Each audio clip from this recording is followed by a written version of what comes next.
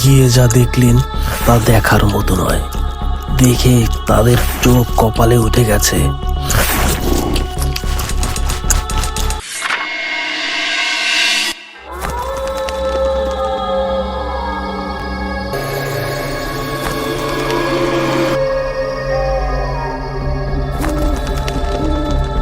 উস্তাদ, এত রাইতে এই জঙ্গলের ভিতরে লাশের খাটিয়া এলো কই থেকে? হরে আরিফ, এইটা একটা ভাবনার বিষয়। এত রাইতে এইখানে লাশের খাটিয়া কে রাইখা গেল? যদি এইখানে থাকে তাইলে এই জঙ্গলে যে শিয়ালগুলা আছে তারা তো এই লাশটারে চিরা চিরা খাইব। হরে ওস্তাদ, আপনি ঠিকই কইছেন। তাইলে এখন আমরা এইটারে কি করবেন? এইখানে তো ফালাই রাখাও যায় না, লাশটারে দাফন কইরা দেওয়া উচিত। তুই একটা কাজের কথা কইছস, কিন্তু এত রাত্রে কবরস্থানে লাশটা নিয়ে দাফন করা তো খুব কঠিন ব্যাপার। হইছে ওস্তাদ, এখন এত কিছু ভাইবেন না। আমাদের সামনে লাশটা পড়ছে, আমরা এটারে দাফন কইরেই দিই, চলেন। আমরা তো এই জীবনে কম লাশ দাফন করলাম না, এইটাও না হয় করলাম। ঠিক আছে, তুই যখন এত কইরা বলতাছস, ধর ধর, তুই সামনে ধর, আমি পিছে ধরতাছি। এরপরে তারা দুইজন খাটিয়া নিয়ে হাঁটলেন, কিন্তু তারা জানেন না লাশটা কোথা থেকে আসলো, কিভাবে আসলো, আদতে এটা কি লাশ নাকি অন্য কিছু, নাকি কোনো কিছুর ফাঁদ। এরকম কোনো কিছু না ভাবতেই তারা খাটিয়া নিয়ে হাঁটতে লাগলেন কবরস্থানের উদ্দেশ্যে। ওস্তাদ, লাশটারে কিন্তু অনেক ভারী ভারী লাগতাছে।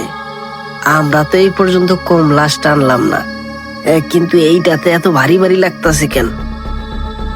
আরে আরিফ, সারাদিন কাজ করছস, এরপর এখন অনেক রাত, সারাদিনের কষ্ট ক্লান্তি শরীরের উপর দিয়ে যা যা গেছে, তাই লাশ নিয়ে হাঁটতে কষ্ট হচ্ছে এবং কষ্টটা বেশি বেশি লাগছে। হ ওস্তাদ, আপনি কিন্তু ঠিকই কইছেন। সারাদিনের ক্লান্তিতেই ধরছে আমাদের, এই কারণে মনে হয় কষ্ট কষ্ট লাগতেছে। ওস্তাদ, তাইলে আমরা কি লাশটা একটু নামাবেন নাকি? নামাই কিছুক্ষণ আমরা বিশ্রাম নেই, এরপরে আবার নিয়ে হাঁটবো।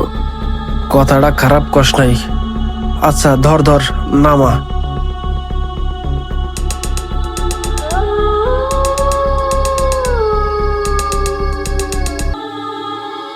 এরপরে লাশের খাটিয়াটা তারা নামালেন, নামিয়ে দুজনে দাঁড়ালেন। উফ, মনে হয় ঘাড় থেকে কত বড় একটা বোঝা নামছে, খুব ভালো লাগতেছে এখন। হরে আরিফ, এখন একটু শান্তিই লাগতেছে। কথা বলতে বলতে আরিফ একটু খাটিয়ার দিকে তাকালেন। উস্তাদ দেখেন, উস্তাদ দেখেন, এই এদি এক খাটে দুইটা লাশ, এই কারণেই তো ওজন বেশি লাগতাছিল। কি কইতাছো আরিফ? কই দেখি। হয়তো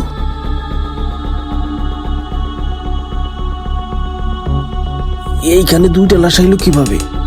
আমরা যখন কাঁধে নিলাম তখন তো একটা লাশই ছিল না। হ উস্তাদ, তখন তো একটা লাশই ছিল, এইখানে এখন দুইটা লাশ কিভাবে হইল? তারা দুজন কথা বলার পরে আবার যখন খাটিয়ার দিকে তাকালেন, তখন তারা দেখলেন সেখানে একটি লাশই আছে। কি হইল উস্তাদ? এইখানে আবার একটা লাশ হইল কিভাবে? আপনি কি দেখছেন? দুইটা লাশ দেখছেন না? হরে আরিফ, আমি তো দুইটা লাশই দেখলাম, কিন্তু এখন আর একটা লাশ গেল কই? কি হইতাছে এইসব? উস্তাদ, আমার তো কেমন কেমন যেন লাগতাছে। এইখান থেকে আর একটা লাশ কই গেল? আর এইখানে দুইটা লাশ হইলই বা কিভাবে? আরিফ, এত টেনশন করিস না। মনে হয় আমরা ভুল দেখছি, কারণ ওই সারাদিনের কষ্ট ক্লান্তি, তাই এখন আবুল তাবুল চোখে দেখতাছি। উস্তাদ, তারপরও চোখে এত বড় ভুল দেখবো? এইটা তো হইতে পারে না। হইছে, এইসব বাদ দে, এখন তো নাই, এখন তো একটাই আছে, তাই না? আমরা এই লাশটাকে নিয়ে কবরস্থানে মাটি দিয়ে এসে, চল চল, দেরি করিস না, ধর খাটিয়া ধর। এরপরে তারা খাটিয়া কাঁধে উঠালেন, উঠিয়ে হাঁটতে লাগলেন।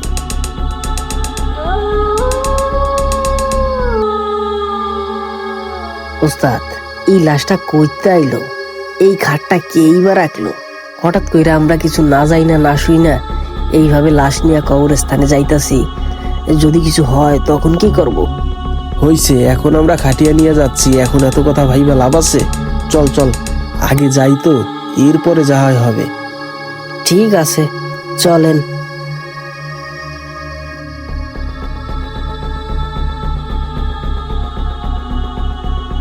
এরপরে তারা আরো কিছু সময় হাঁটলো। হাঁটার পরে কবরস্থানে এসে পৌঁছেছেন। আরিফ, খাটিয়াটা এইখানে রাখ, আমরা এইখানেই কবর খুঁড়ব।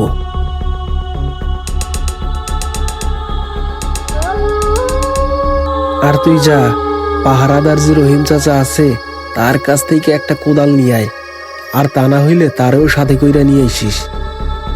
ওস্তাদ, আমি একা যাইতে পারবো না, আমার ভয় ভয় লাগে, আপনিও চলেন, লাশ এইখানে থাকুক।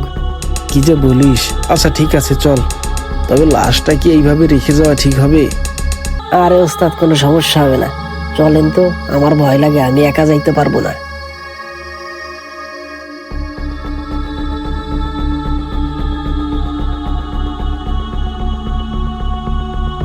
ও রহিম চাচা, রহিম চাচা, বের হন, একটা লাশ নিয়ে আসছি, ওইটাকে দাফন করতে হবে। এত রাতে তোমরা কোথা থেকে এলে? আর লাশটা কোথাকার, কোন গ্রামের লাশ? কোন গ্রামের লাশ সেটা তো আমরা জানি না চাচা।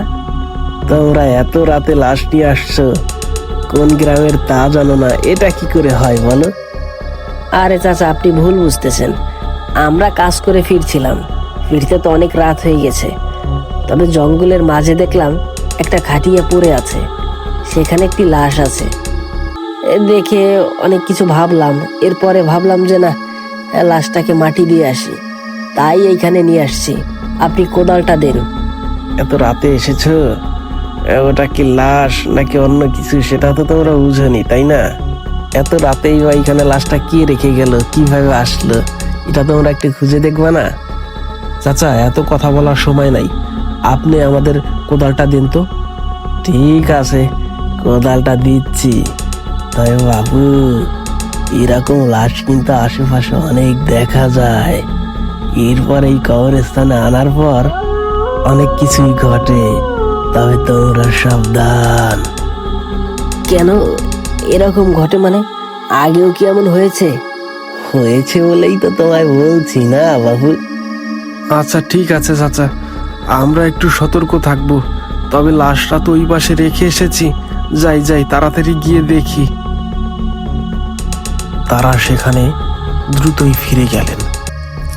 গিয়ে যা দেখলেন তা দেখার মতো নয়, দেখে তাদের চোখ কপালে উঠে গেছে।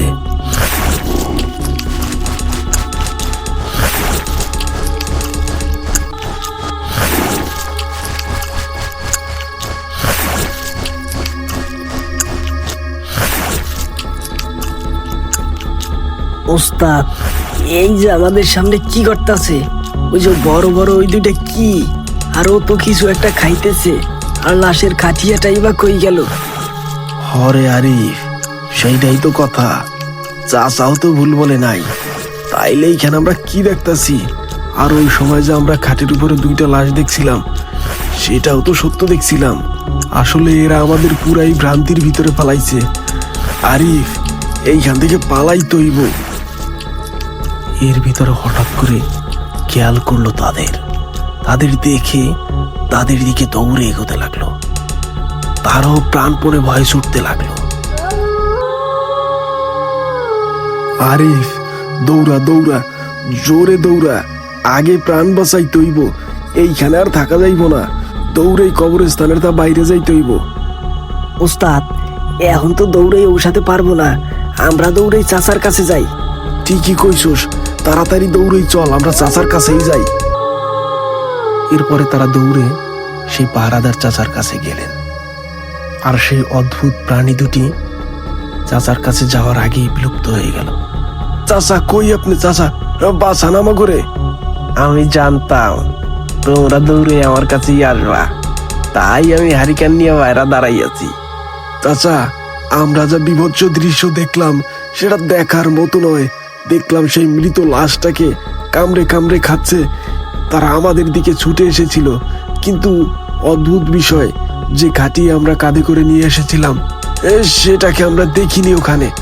শুধু দেখেছি ওই ভয়ানক প্রাণী দুটি তাকে ছিঁড়ে ছিঁড়ে খাচ্ছে। এখন সেটা কি ছিল আল্লাহই ভালো জানে। বাপু, আমি বুঝতে পেরেছি, আমার কাছে এসেছো, এখন আর কোনো ভয় নেই। তবে হ্যাঁ, তোমরা রাতে চলাফেরা করো, কবরস্থানে অনেক সময় তোমরা দুজনে দেখি লাশ নিয়ে দাফন করে যাও। তবে একটু সতর্ক থেকো বাপু, এইভাবে হুটহাট করে কোনো জায়গায় কিছু দেখলে নিয়ে আসার আগে ভেবো। হরে চাচা, ঠিকই কইছেন। কিন্তু কি করব বলেন, আমরা মানুষ মাটি দেই, সামনে যদি একটা লাশ খাটিয়ে বাঁধে না নিয়ে এসে পারি বলেন? সে তো ঠিক আছে, তোমাদের তো আর নিষেধ করি না, তবে একটু সাবধান, বুঝলে? চলো চলো, তোমাদের একটু এগিয়ে দিয়ে আসি বাড়ির দিকে। এরপরে আরিফ এবং আরিফের ওস্তাদকে রহিম চাচা তাদের বাসার দিকে একটু এগিয়ে দিয়ে গেলেন।